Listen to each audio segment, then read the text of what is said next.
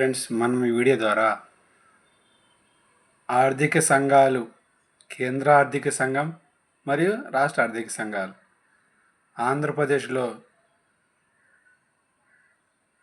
ఏ విధంగా కేటాయింపులు జరిగినాయి, వాటి యొక్క విధి విధానాల గురించి వీడియోలు తెలుసుకుందాం. ఆర్థిక సంఘాలు ఆంధ్రప్రదేశ్ రాష్ట్రాలకు కేంద్రం నిధులను పంపిణీ చేయాలనే భావన బ్రిటిష్ ప్రభుత్వం నుండి ఉన్నది. 1870లో లార్డ్ మెకాలే దీనికి అంకురార్పణ చేశారు. 1909, 1919, 1935 చట్టాలు రాష్ట్రాలకు మరిన్ని నిధులు, అధికారాలు బదిలీ చేశాయి. స్వతంత్ర భారతంలో 280 అధికరణ కింద ఆర్థిక సంఘం ఏర్పడింది. స్వాతంత్రం వచ్చిన తొలినాళ్లలో కేంద్రానికి ప్రధానంగా ఆదాయ ఎక్సైజ్ పన్నుల ద్వారానే రాబడి ఉండేది. రాష్ట్రాలకు భూమి శిస్తే ప్రధాన ఆదాయ వనరు. కాలక్రమంలో కేంద్ర రాష్ట్రాల ఆదాయ లోటు పెరిగిపోయింది. 1989-90లో కేంద్ర ప్రభుత్వ ఆదాయ లోటు 7,012 కోట్లు. అన్ని రాష్ట్రాల ఆదాయ లోట్లు 4,450 కోట్లు. 2022-23లో కేంద్రం లోటు 11 లక్షల కోట్లు. అన్ని రాష్ట్రాల కేంద్రపాలిత ప్రాంతాల లోటు 1,25,000 కోట్లు. 280వ అధికరణ 3వ క్లాజ్ ప్రకారం రాజ్యాంగ అధికరణ ఆర్థిక సంఘానికి కొన్ని ముఖ్య విధులను నిర్దేశించింది. వాటి ప్రకారం నికర పన్నుల ఆదాయాన్నే కేంద్ర రాష్ట్ర మధ్యలో పంచాలి. భారత సంచిత నిధి నుంచి రాష్ట్రాలకు గ్రాంట్ ఎయిడ్ను ఆర్థిక సంఘం అందించాలి. ఆర్థిక సంఘం విభాజ్య నిధిలో జమ అయ్యే నికర పన్ను వసూళ్లను కేంద్ర రాష్ట్రాల మధ్య పంపిణీ చేయడానికి అవసరమైన సిఫారసులు చేస్తుంది. పన్నుల ఆదాయాన్ని రాజ్యాంగంలోని 1-7 అధ్యాయంలో సూచించిన ప్రకారం పంపిణీ చేస్తారు. ఆర్థిక సంఘ సిఫార్సులను కోర్టులో సవాలు చేసే వీలు లేదు. భారత్లో మొదటి నుంచి కేంద్ర రాష్ట్రాల మధ్య నిధుల పంపకంలో సమతూకం కొరవడింది. ఆదాయం అంతటినీ విభాజ్య నిధులకు తీసుకురావడం ద్వారా ఈ అసమతౌల్యాన్ని సరిచేయడానికి 11వ ఆర్థిక సంఘం ప్రయత్నించింది. 11వ ఆర్థిక సంఘం విభాజ్య నిధిలో 29.5% నిధులను రాష్ట్రాల వాటాగా నిర్ణయించింది. అంటే 100 రూపాయలు వస్తే 11వ ఆర్థిక సంఘం 29.5 రూపాయలను రాష్ట్రాలకు కేటాయించింది. 12వ ఆర్థిక సంఘం విభాజ్య నిధిలో 30.5% నిధులను రాష్ట్రాల వాటాగా నిర్ణయించింది. అంటే కేంద్రం వాటా 69.5, రాష్ట్రాల వాటా 30.5. రాష్ట్రాల మధ్య వాటాలు నిర్ణయించేటప్పుడు జనాభా, భౌగోళిక విస్తీర్ణం, కోశపరమైన క్రమశిక్షణ, ఇతర ఆర్థిక అంశాలను పరిగణిస్తారు. 12వ ఆర్థిక సంఘం చైర్మన్ రంగరాజన్ 2005-2010 సంవత్సర కాలంలో అమల్లో ఉంది. 12వ ఆర్థిక సంఘం ప్రకారం రాష్ట్రాలను గమనిస్తే మొదటి ర్యాంకు ఉత్తరప్రదేశ్కి అత్యధికంగా 19 రూపాయలు ఉత్తరప్రదేశ్ కేటాయించింది. అదేవిధంగా బీహార్కి 11 రూపాయలు. అలాగే ఏపీ వాటా 7.356. ఇది గుర్తుపెట్టుకోవాలి మనం. 12వ ఆర్థిక సంఘంలో ఉమ్మడి ఏపీ, ఈ సమయంలో ఉమ్మడి ఏపీ 2005 నుంచి 2010 కాలం అమల్లో ఉంది కాబట్టి సిఫారసులు అప్పుడు ఉమ్మడి ఏపీకి 7.356. తర్వాత 13వ ఆర్థిక సంఘం విజయ్ కేల్కర్ కాలం 2010-15. ఈ 13వ ఆర్థిక సంఘం చివరిలో ఉమ్మడి ఏపీ కాస్త విడిపోయింది.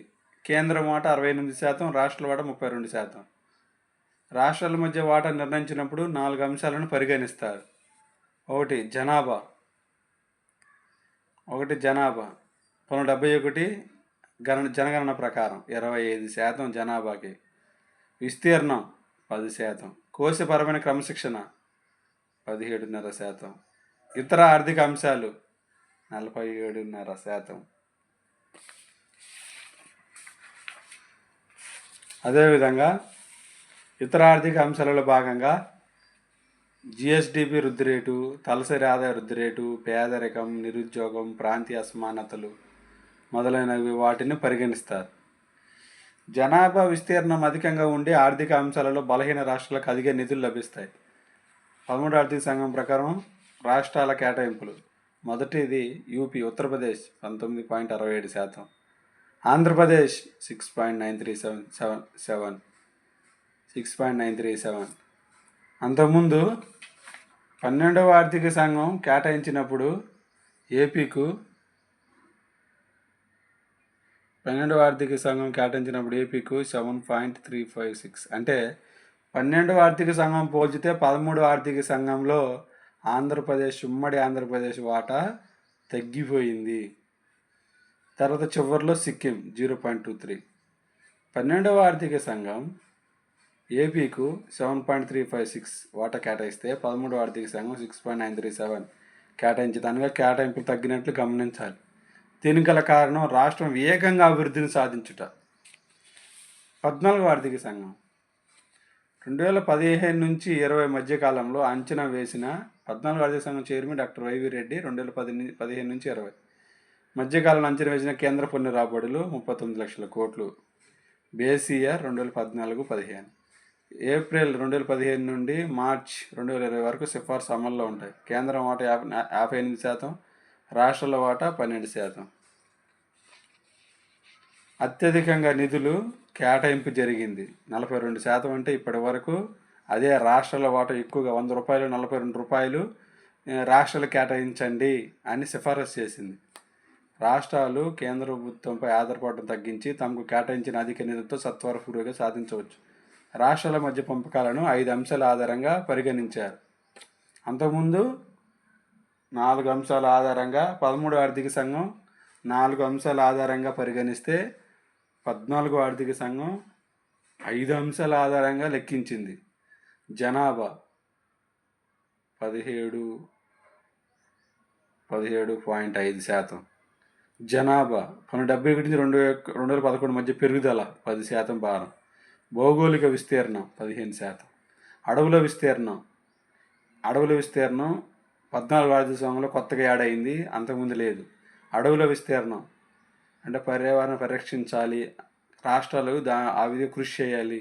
కాబట్టి దీంట్లో 100లో ₹7 కేటాయిద్దాం, ₹7.5 కేటాయిద్దామని కొత్తగా వెయిటేజీ దీంట్లో చేర్చారు. ఇది గుర్తుపెట్టుకోవాలి. ఆర్థిక అంశాలు 50% భారం. తర్వాత జనాభా భౌగోళిక విస్తీర్ణం అధికంగా ఉండి ఆర్థిక అంశాలలో బలహీన రాష్ట్రాలకు అధిక నిధులు లభిస్తాయి.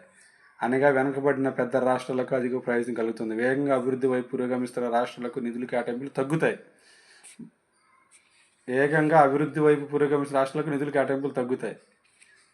14వ ఆర్థిక సంఘం ప్రకారం యూపీకి మొదటి స్థానం, మొదటి నుంచి యూపీ మొదటి స్థానమే 17.959.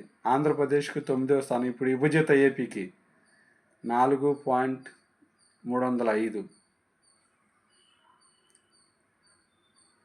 తెలంగాణకు 2.437. సిక్కిం లాస్ట్లో 0.367. సేవ పన్ను జమ్మూ కాశ్మీర్ రాష్ట్రాన్ని గుర్తించదు కావున ఈ పన్ను రాబడులు 28 రాష్ట్రాల మధ్య పంచడం జరిగింది. యూపీకి 18%, ఏపీకి 4.398, సిక్కింకి 0.369.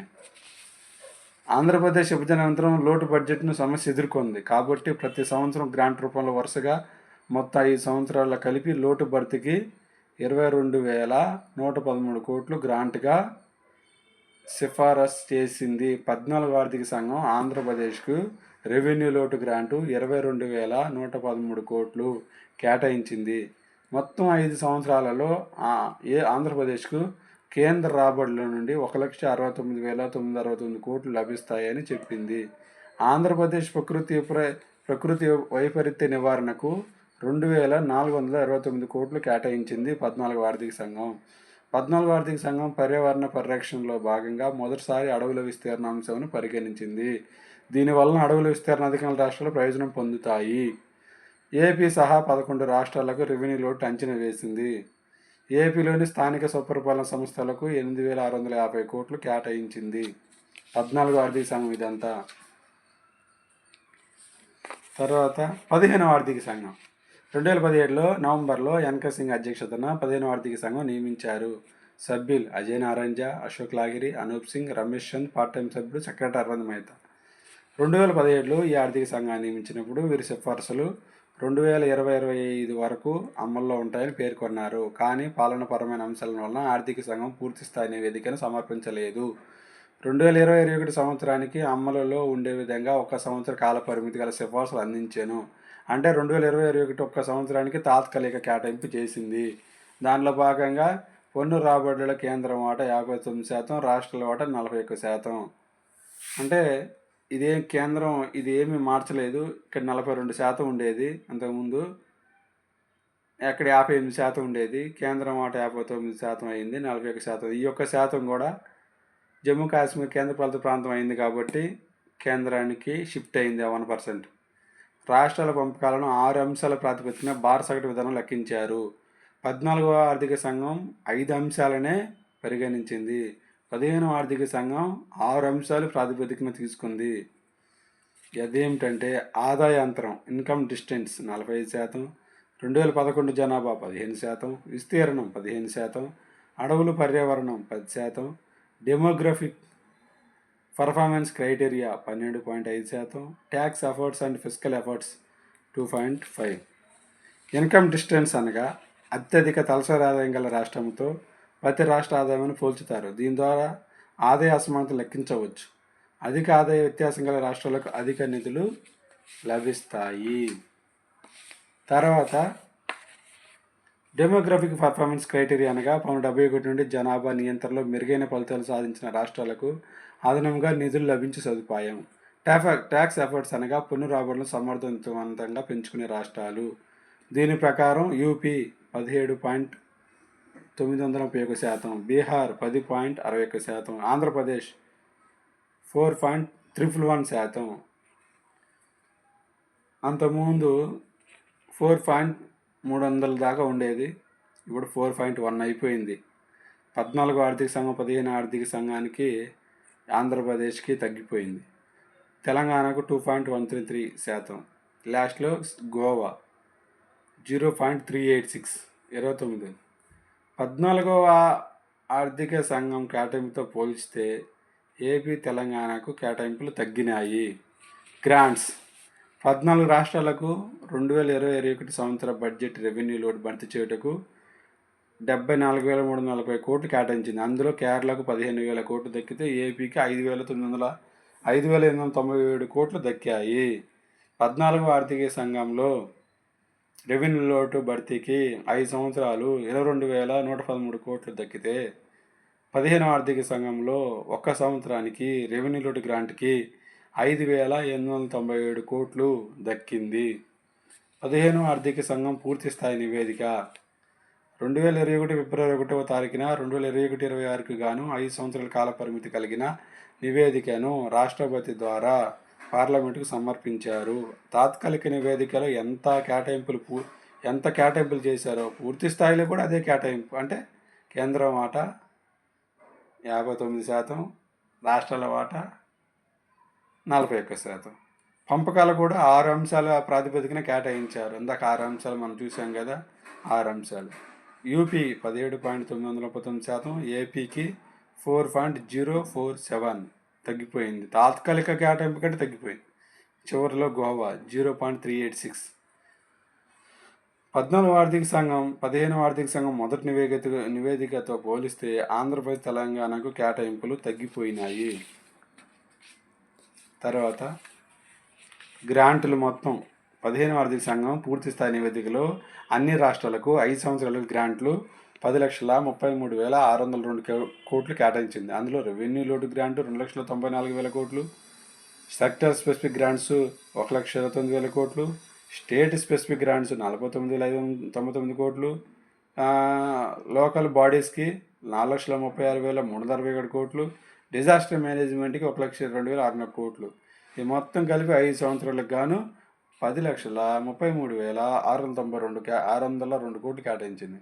అందులో రెవెన్యూ లోటు గ్రాంట్కి మొత్తం అన్ని రాష్ట్రాలకి 5 సంవత్సరాలకి 2,94,514 కోట్లు కేటాయిస్తే మొత్తం 17 రాష్ట్రాలకు రెవెన్యూ లోటు ఉంటుందని అంచనా వేసి 2,94,514 కోట్లు కేటాయిస్తే అందులో ఆంధ్రప్రదేశ్కి 3 సంవత్సరాలు మాత్రమే రెవెన్యూ లోటు ఉంటుందని అంచనా వేసి ఆంధ్రప్రదేశ్కి 30,497 కోట్లు కేటాయించింది. ఇక్కడ చూడండి, 14 ఆర్థిక సంఘం 15 ఆర్థిక సంఘం కేటాయించిన నిధులు. పన్నుల్లో వాటా 1,70,648 కోట్లు. 15 ఆర్థిక సంఘం 1,70,976 కోట్లు. రెవెన్యూ లోటు 14 ఆర్థిక సంఘం 22,113 కోట్లు. 15 ఆర్థిక సంఘం 30,497 కోట్లు. స్థానిక సంస్థలు 14 ఆర్థిక సంఘంలో 12,249 కోట్లు. 18,063 కోట్లు. ప్రకృతి వైపరీత్య నిర్వహణకు 2,429 కోట్లు. ఇచ్చుడు భారీగా పెరిగింది, 6,183 కోట్లు. న్యాయ వ్యవస్థకి 260 కోట్లు, 295 కోట్లు. వైద్యం 877 కోట్లు. ప్రధానమంత్రి గ్రామ సడక్ యోజన రోడ్లు 344 కోట్లు. గణాంకాలు 19 కోట్లు. ఉన్నత విద్య 250 కోట్లు. వ్యవసాయం 4,290 కోట్లు. రాష్ట్ర ప్రత్యేకం 2,300 కోట్లు. మొత్తం మీద 14 ఆర్థిక సంఘం 2,07,777 కోట్లు. 15 ఆర్థిక సంఘం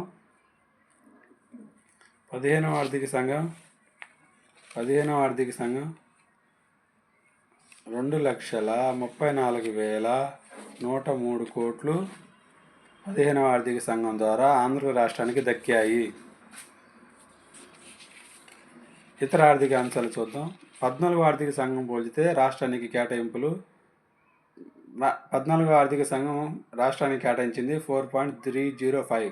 15 ఆర్థిక సంఘం 4.047.